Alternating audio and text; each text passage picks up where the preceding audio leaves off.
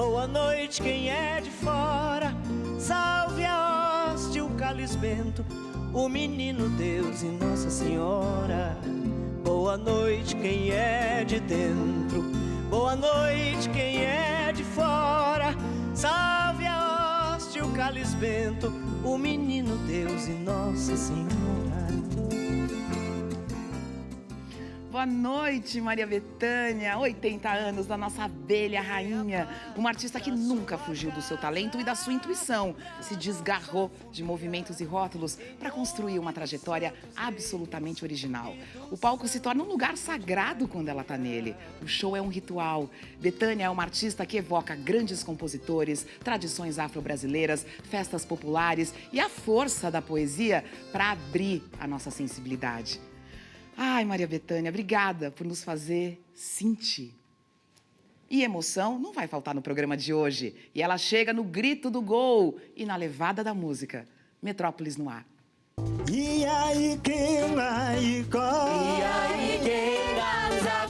A Orquestra Mundana Refúgio, formada por músicos imigrantes, refugiados e brasileiros, faz um giro pelo mundo através das canções.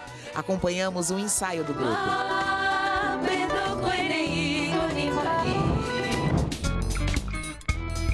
De uniforme a símbolo brasileiro, e a exposição Amarelinha revela a história de 18 camisas usadas por craques nas Copas do Mundo, incluindo a do Pelé, na final de 1970. A Copa do Mundo é um momento único para todo mundo que está aqui. É, a seleção canarinha de 70 é uma das mais celebradas do futebol. E toda a campanha desse time no México tá na minissérie Brasil 70, a saga do Tri. Hoje a gente conversa com o ator Lucas Agrícola, que interpretou o Pelé na série, e o diretor Paulo Morelli. A superprodução nacional, baseada em fatos reais, revive o período da ditadura, mostra os conflitos nos bastidores da preparação à competição e coloca o espectador em campo para acompanhar jogadas incríveis. Só tem um jeito da gente fazer isso aqui dar certo.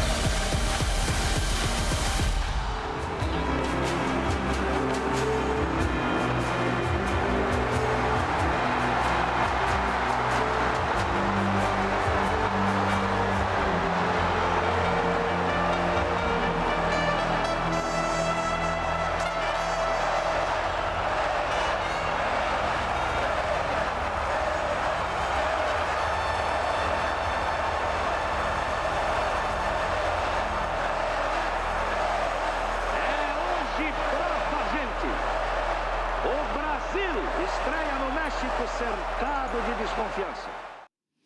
A seleção brasileira entra em campo amanhã também, mas essa aí que vocês acabaram de ver é na final da Copa do Mundo de 1970. Brasil e Itália, 4-1 para o Brasil. E foi a Copa do Tri. Brasil 70, a saga do Tri é um sucesso global. E é por isso que a gente vai falar desse fenômeno com o Paulo Morelli e o Lucas Agrícola, que estão aqui. Bem-vindos ao Metrópolis. Obrigado, Adriano. Prazer estar aqui. Que bom. Tudo bem, Lucas? Tudo certo. É um prazer estar aqui com vocês. Obrigado pelo convite. Nossa, a gente olhando o Lucas assim, Paulo, de relance. Ai, meu Deus, eu tô com o Pelé. Lucas, que sucesso essa série tá fazendo. E eu já começo perguntando um pouco para você, porque você deve estar sentindo esse carinho das pessoas na rua e essa identificação com esse ídolo brasileiro, né?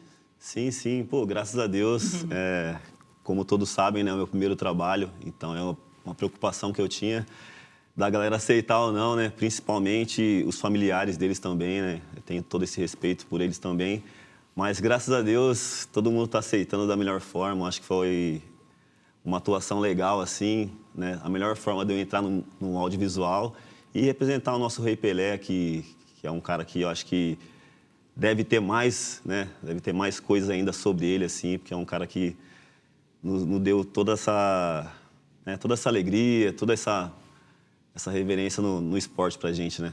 Que maravilha. Quantos anos você tem, Lucas? 35. 35 anos. O Pelé, na época da Copa, Paulo... Tinha 29. Tinha 29 anos. Era um astro mundial já, mas vivia um momento delicado, né? Vivia. Ele já tinha feito 1000 gols, ele era o grande jogador do mundo, mas ele vinha de uma Copa, a Copa de 76, onde ele tinha sido caçado, ele tinha machucado e tinha desistido de jogar futebol. 66. 4 anos antes, sim. então tinha sido ruim para ele. E ele tinha desistido de jogar na seleção. Então, esse é meio que o arco dramático. Ele estava derrotado e ele, no final da história, ele vai virar o grande Pelé, o atleta do século. Isso é maravilhoso. Esse arco dramático, a gente vai acompanhando exatamente as tensões antes da Copa. E a gente tem 2 outros grandes personagens nesse cenário, que é o João Saldanha, Sim. né? Feito pelo Rodrigo Santoro, Maravilhoso. brilhantemente. Sim. E o Zagallo. E o Zagallo com o Bruno Mazeu arrebentando também. Claro, os 2 também vivendo, e eu acho que também tem uma história aí, uma tensão que vocês exploram bem, né? Os momentos que eles estavam vivendo, né? Tem, porque o Saldanha começou como técnico, fez o Brasil se classificar para as Copas sem perder nenhum jogo, mas ele era um cara de esquerda, num momento de ditadura política intensa no Brasil, logo depois do AI-5. Ele bate de frente com o presidente da República por causa da seleção, é tirado da seleção e na última hora tem que entrar um técnico. E entra o Zagallo, que é desacreditado pelo time. Então o Zagallo tem que conquistar o time, com uma nova maneira de pensar também. Então tem drama na história dos 2. E aconteceu de que o Saldanha foi ser comentarista de fato lá no México. E isso foi um prato cheio para a gente fazer o roteiro da série, porque os 3 personagens estavam convivendo, estavam vivendo aquela história durante o tempo inteiro, do começo ao fim. Isso é maravilhoso. Agora, tem um desafio aí de fazer personagens e uma história que, de alguma forma, muita gente conhece, muita gente participou. Vocês tiveram ali um certo cuidado e também uma liberdade de criar, né? Tem criação em cima dos fatos reais. Tem criação. A gente tentou ser o mais fiel possível aos fatos, teve muita pesquisa, muito estudo. O projeto foi levado para o O2 por um casal de roteiristas, Naná Xavier e Rafa Dornelas, que estudaram muito esse período histórico. E quando eles trouxeram o projeto, a gente adorou, mas a gente já vinha com muita pesquisa. A gente fez mais pesquisa ainda, mas a gente está fazendo ficção, a gente não está fazendo um documentário. Então, a gente tem que ter liberdade de conduzir a dramaturgia dos fatos. Às vezes, você cria uma fala aqui, outra fala ali, porque tem um objetivo dramático. Não é só para ligar uma coisa na outra, mas é para fazer o público torcer pela seleção. A gente queria que as pessoas torcessem. Mesmo pelas jogadas que você sabia o que ia acontecer. Você sabia o resultado do jogo e você tinha que torcer. A gente está vendo aí essa escalação dessa seleção maravilhosa e também a escalação dos atores. Impressionante. Essa escalação dos atores também é um motivo de sucesso. Muita gente parecida, né? Que lindeza. E eu fico imaginando, o futebol foi algo que foi exigido de você, né, Lucas? Sim, com certeza. Não dava também para ser perna de pau, assim, né? Acho que foi um dos quesitos que me ajudou também, né, a entrar nesse, né, a bater de frente com a galera ali que estava em cima ali. Mas, graças a Deus, eu sempre joguei, né? Até hoje jogo várzea na minha cidade. Então, cheguei preparado e, graças a Deus, deu certo. Porque precisava estar bem preparado mesmo, né? A gente ficava 12 horas de chuteira, né, Paulo? Nossa. 12 horas de chuteira, fazendo os ensaios. Aí chegou no dia da gravação, de novo, 12 horas de chuteira, as jogadas e repete. Então, eu estava bem preparado e isso acho que foi essencial, assim, né, Paulo? Não me machuquei e tal. Pelé não podia machucar, né? Pelo amor de Deus. E tinha muito cuidado para não deixar ninguém se machucar. Tinha muita jogada, mas tinha descanso também, né? Era um dia de filmagem, um dia de descanso para filmar dramaturgia, depois futebol de novo, depois dramaturgia. Com isso, a gente não machucou ninguém se machucou. A aparência desse elenco, a semelhança com os jogadores reais é impressionante. A gente tinha 3 eixos fundamentais para escolher o elenco. Primeiro, tinha que saber jogar futebol, porque a gente não queria dublês, a gente não queria fazer como se filma futebol normalmente, que você não filma o rosto da pessoa junto com o corpo. Ah, entendi. Né? Desculpa, a gente tá vendo aí a seleção original, tá? A canarinha aí, para vocês até compararem quando as imagens rolarem. Pois não, Paulo, pode continuar. Então, tinha que saber jogar futebol. O segundo ponto é que tinha que saber atuar, tinha que ser ator. E o terceiro ponto, tinha que ser muito parecido.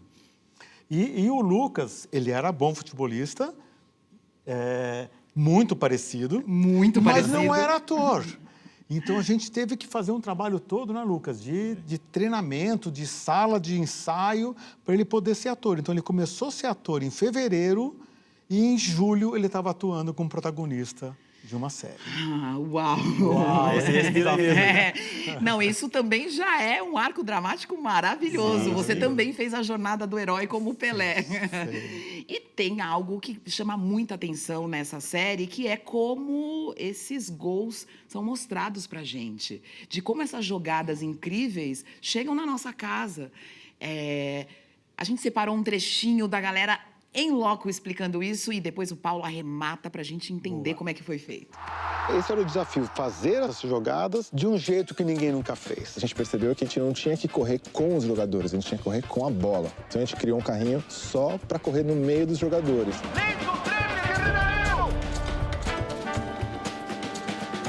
Você tá dentro da cabeça do jogador, você sente um pouco o que é estar no meio de um estádio com 100 mil pessoas te olhando e fazendo uma jogada daquela, ou errando uma jogada daquelas.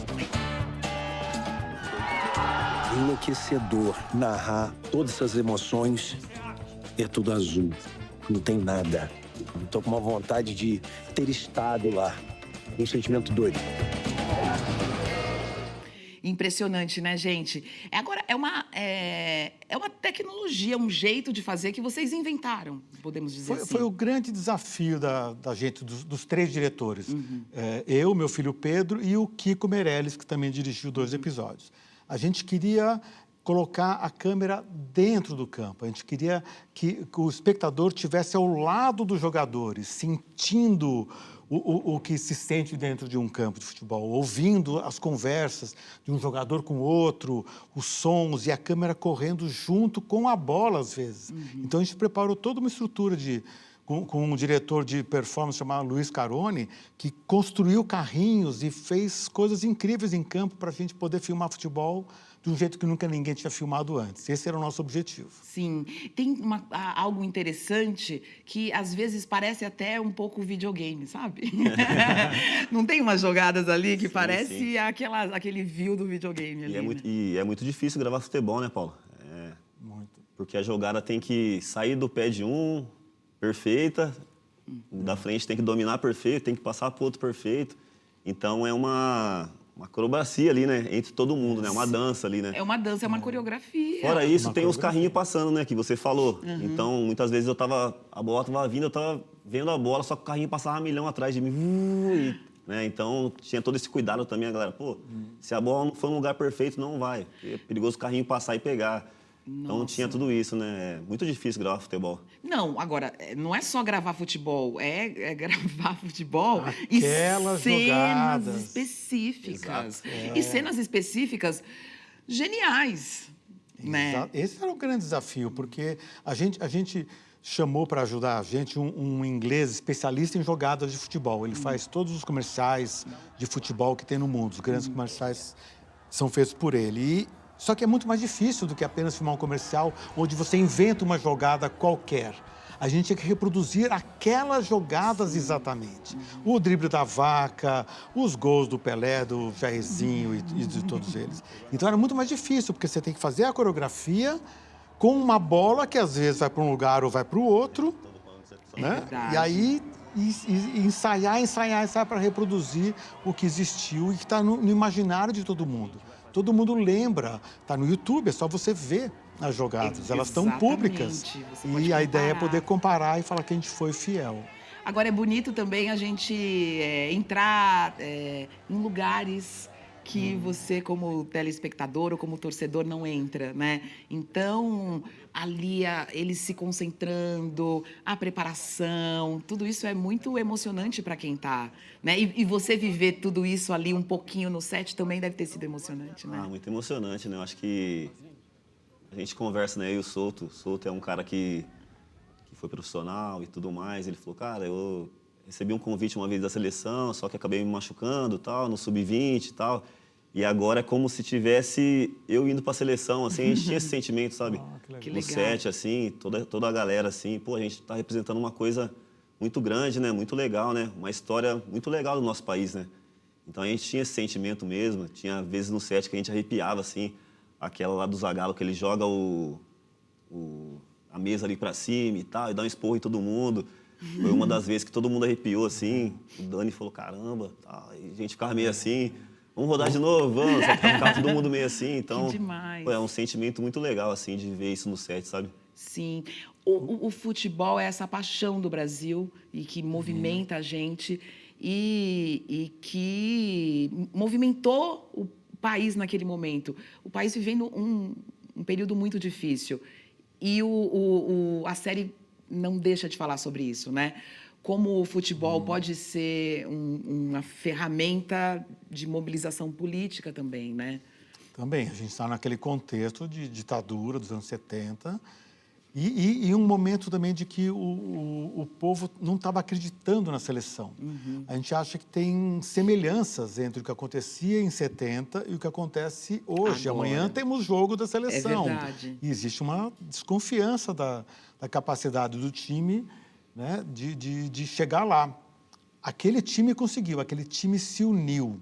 Aquele time ganhou porque era um grupo unido e juntos eles batalharam e conseguiram.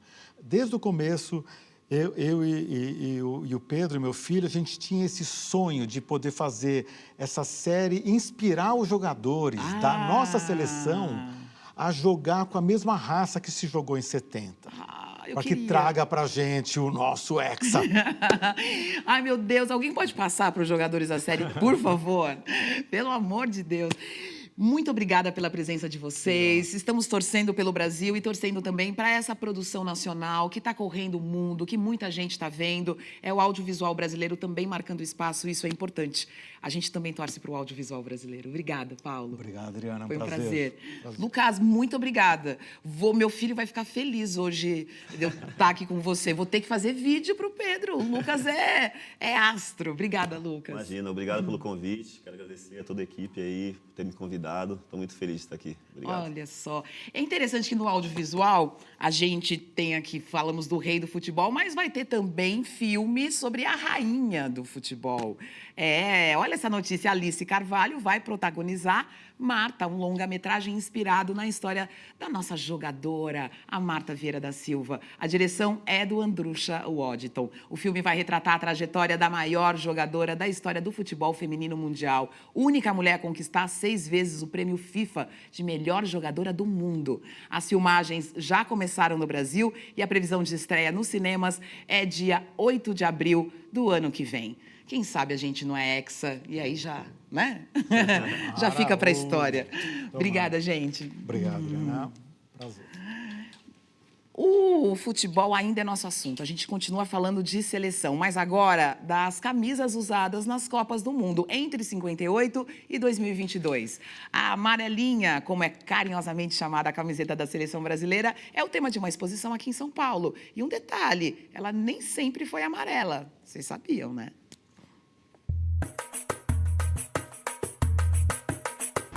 De 4 em 4 anos, a gente tira a camisa do armário, senta na frente da televisão, come pipoca, abraça o vizinho na hora do gol, pinta a rua. É tempo de Copa do Mundo. E a camisa de futebol é muito mais do que um objeto funcional que o jogador usa na hora que está no campo. Ela conta um pouco da própria história do futebol e do nosso país.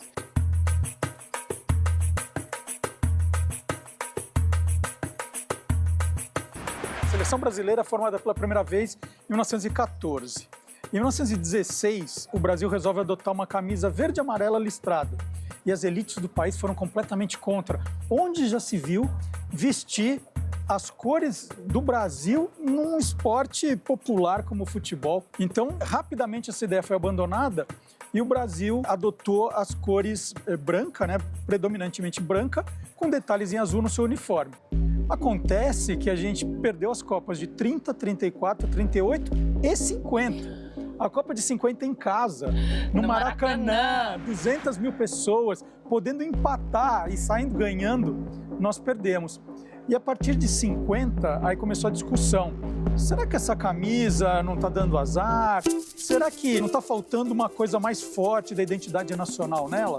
E aí se cria um concurso, o uniforme tinha que ter todas as cores da bandeira brasileira, né, as 4 cores, não podia estar escrito Brasil e não podia ter a bandeira brasileira. A gente mostra, né, das primeiras Copas do Brasil de branco, a tragédia do Maracanã, o regulamento e aí o uniforme ganhador de um gaúcho de 19 anos, o Aldir Schleyer. Nós temos 18 camisas de 17 Copas. Ela vai de 58 com o Mazzola até o Vinícius Júnior em 2022. Nós conversamos com 5 grandes colecionadores e fizemos uma espécie de inventário com eles. Saber todas as camisas originais que eles possuíam. Nós conseguimos 46 camisas com esses 5 colecionadores. E aí o meu trabalho de curadoria foi escolher uma de cada Copa.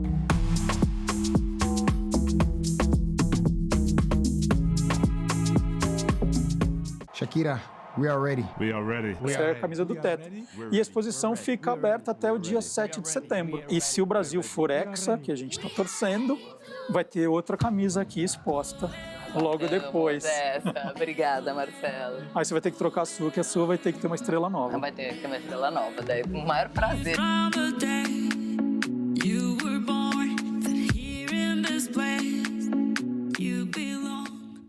Ai, gente, já tô ficando nervosa pro jogo de amanhã.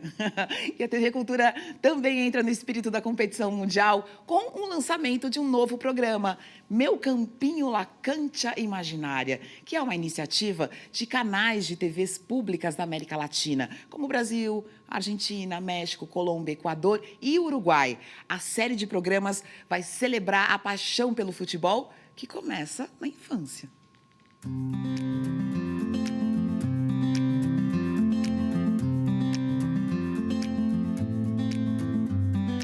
Crianças com idades entre 10 e 12 anos contam e ilustram histórias pessoais que envolvem o futebol.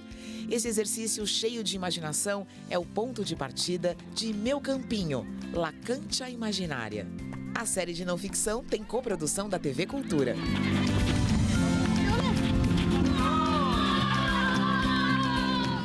Meninos e meninas narram e desenham cenas cheias de dribles fantásticos e gols. E as histórias são animadas por meio de ferramentas de inteligência artificial, respeitando a estética e o universo criativo de cada criança. O resultado entra no ar na nossa programação, em breve.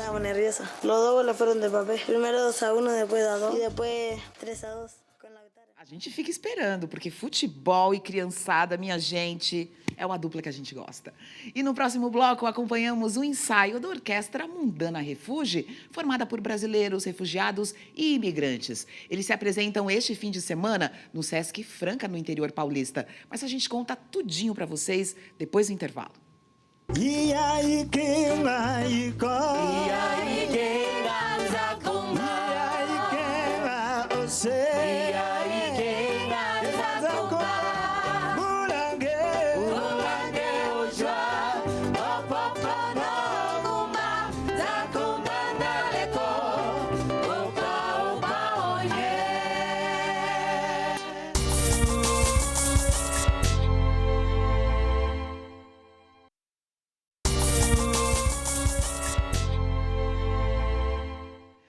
Essa semana, o nosso cenário ganhou 8 novas obras de arte. Todas elas pertencem ao acervo da TV Cultura.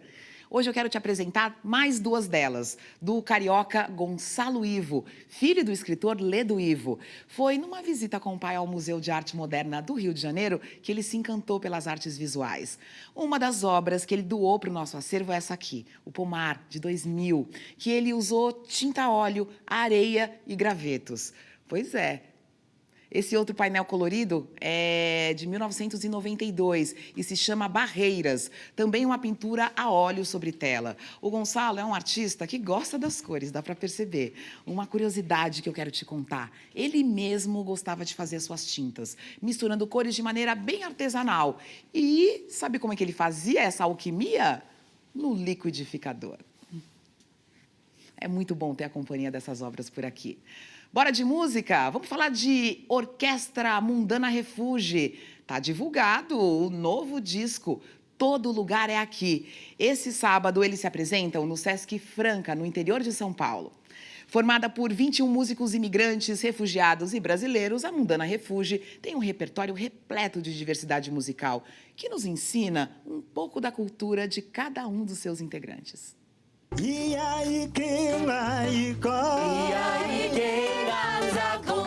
Metrópolis veio acompanhar o ensaio da Orquestra Mundana Refuge, um projeto lindo que reúne gente de diversos países, além de diversas cidades do Brasil, em torno dessa língua comum chamada música.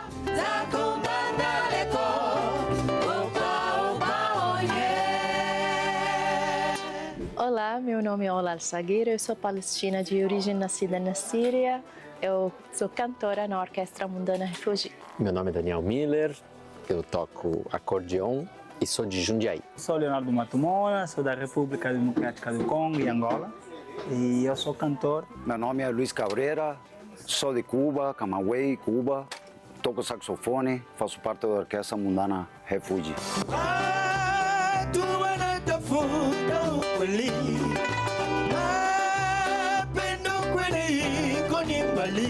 Ele é cantautor, eu ia falar cantor, compositor, é maestro, enfim, e é um dos caras mais entusiastas da música que eu conheço, Carlinhos Antunes.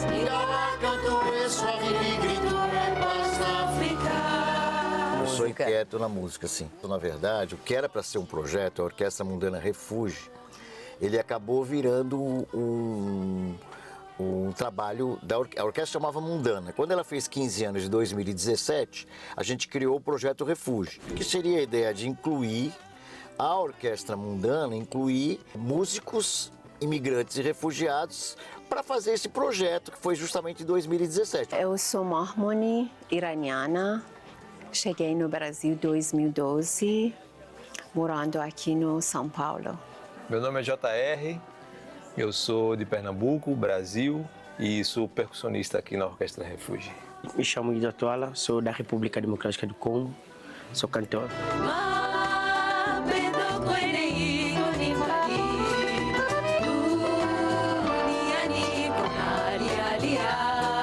Nesses 10 anos, mesmo com a pandemia, nós temos 4 álbuns gravados.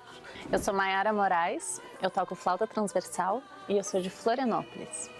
Eu sou Pedro Ito, sou de São Paulo, nascido e crescido, e toco bateria. Me chamo Paula Tesser, sou francesa, franco-cearense, nascida e criada na França e em Fortaleza, e sou cantora da orquestra.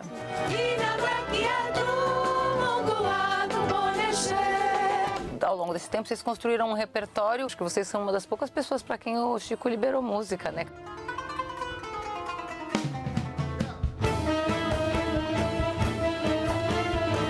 Caravanas foi um marco também na história da Refugi, né? Ele gostou muito do arranjo de Caravanas. Então, o Chico é um amigo, mas ele é assim mais que isso. Ele é um incentivador e ele libera.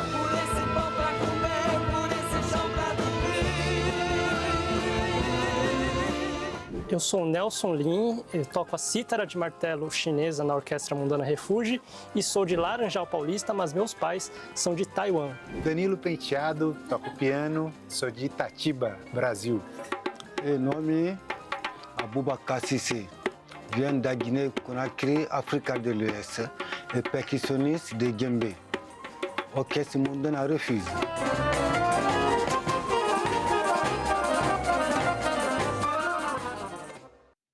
E esse foi mais um Metrópolis. Muito obrigada pela companhia. Amanhã a gente está de volta, às 10 da noite.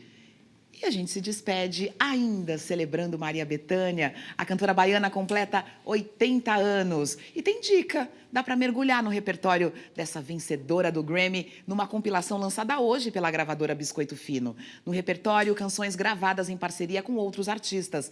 Duetos lindos, porque, como disse Vinícius de Moraes, a vida é a arte do encontro, embora haja tanto desencontro pela vida. Viva Bethânia! Um beijo. Dessa gente que pensa que um barracão prende mais que do inglês. A gíria que o nosso morro pronuncia. Nenhuma noite mais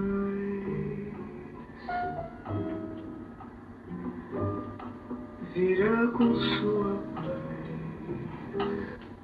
meu pai.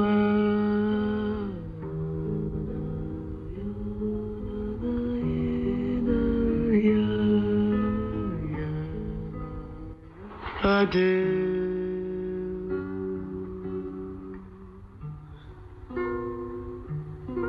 se no perdão